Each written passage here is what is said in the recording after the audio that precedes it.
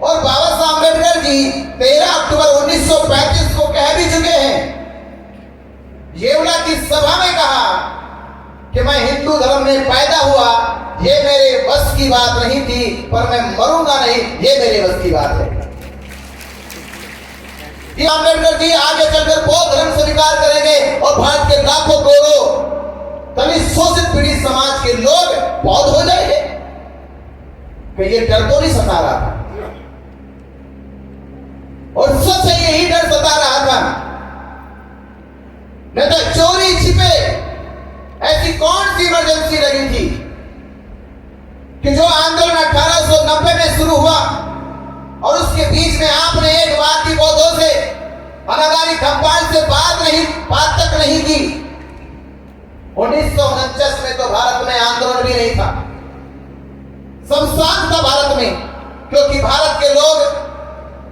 आजाद भारत के जश्न में और संविधान लागू हो देश में उसका इंतजार कर रहे थे,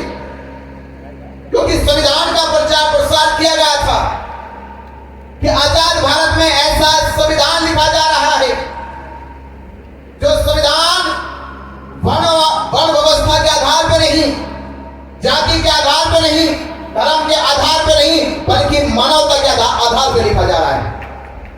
ये जब देश में प्रचार प्रसार होने लगा कि देश के प्रत्येक नागरिक को,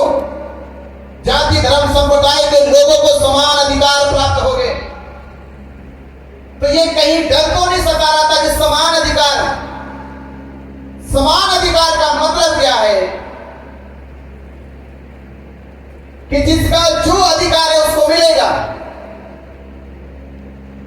तो डॉक्टर राजेंद्र प्रसाद पंडित जवाहरलाल नेहरू ने